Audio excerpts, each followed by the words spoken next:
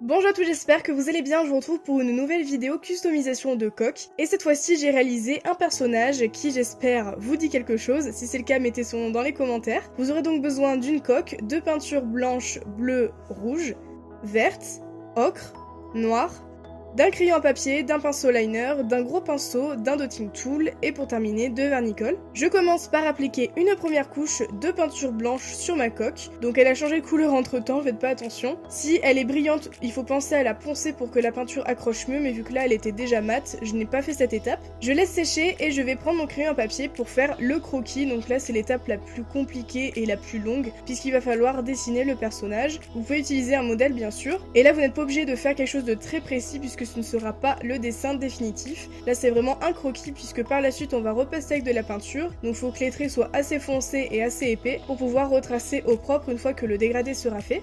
Donc là vous avez encore le droit de vous tromper. Je vais prendre ma peinture bleue que je mélange avec un petit peu de blanc pour la rendre plus pastel et je vais en appliquer sur le haut de la coque. Ensuite, je vais prendre ma peinture rouge ainsi qu'un petit peu de blanc, toujours pour la rendre plus pastel, et je viens en appliquer cette fois-ci sur le bas de la coque. Donc bien sûr, vous pouvez faire les couleurs que vous voulez, c'est comme vous souhaitez. Et je reprends mon mélange de bleu et de blanc pour pouvoir faire le dégradé et qu'il n'y ait pas trop de démarcation.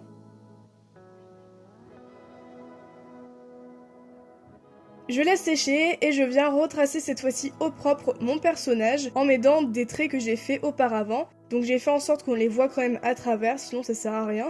Et donc là par contre il faut être un petit peu plus précis et faire des traits assez fins. Mais encore une fois, il y aura toujours moyen de se rattraper avec l'étape de la peinture par la suite. Donc là je repasse juste par transparence, fait comme du décalcage. Et faut bien attendre que la peinture soit sèche, sinon ça risque de tout arracher avec le crayon papier. Donc faites attention, n'appuyez pas trop fort non plus.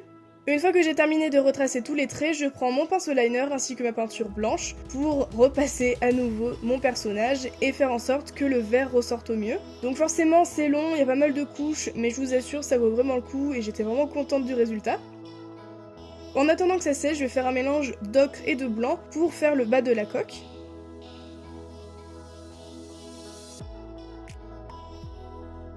Je mélange du vert et du blanc et je viens repasser sur mon personnage, une fois bien sûr que la peinture blanche est bien sèche. Et pour faire les petits détails, comme les bras ou les jambes, je n'hésite pas à changer de pinceau pour avoir plus de précision, donc faites très attention à ça.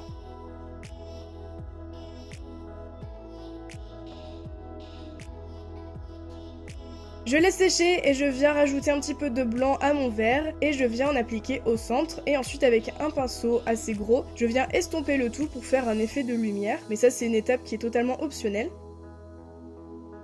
Je prends mon pinceau liner ainsi que ma peinture verte, sans la mélanger, juste en la diluant avec un petit peu d'eau, et je viens faire des effets d'ombre encore une fois, donc j'en mets tout autour de mon personnage, et sans attendre que ce ne soit sec, je viens avec un pinceau propre estomper le tout, et je fais exactement la même chose avec l'intérieur des jambes, et au contraire vous pouvez mettre du blanc à l'extérieur des jambes pour faire comme s'il y avait une lumière. Justement, je viens prendre mon pinceau liner et je viens faire les petits détails, comme par exemple les cornes ou les ongles sur les pieds et sur les mains. Donc là, rien de très compliqué, je fais juste des petits triangles. Et si jamais votre peinture est un peu trop épaisse, vous pouvez la diluer avec de l'eau, c'est comme pour les ongles. Je prends ma peinture noire et je viens repasser sur le bout des cornes en essayant d'estomper un petit peu. Je fais également le micro, bon c'est totalement optionnel, hein, sur le dessin que j'ai trouvé c'était pas du tout dessus, mais ça me rappelle une petite scène qui me faisait pas mal rire à l'époque dans le dessin animé. Et en même temps, je trouve que ça me représente bien puisque je fais de la musique. Donc voilà, écoutez, je me suis amusée. C'était un petit peu chiant, surtout pour faire entre les doigts, mais une fois que c'est fait, j'étais plutôt contente du résultat.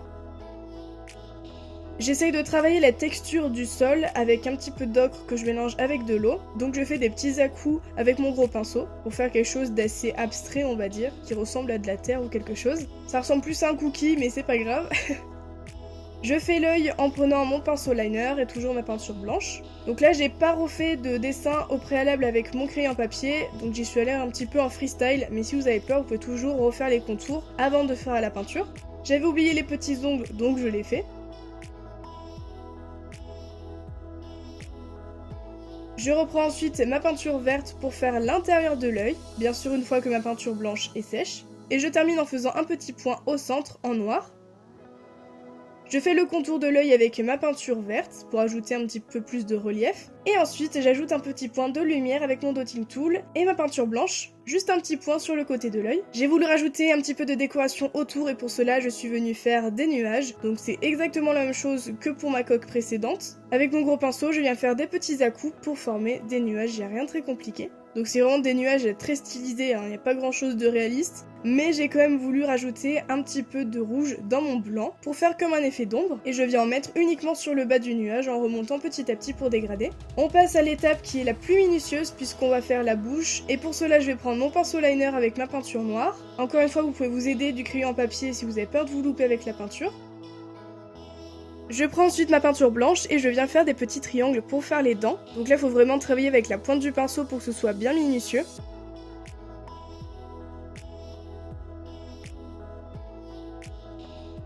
Et une fois que mes dents sont faites, je vais repasser une nouvelle fois les contours des dents avec ma peinture noire.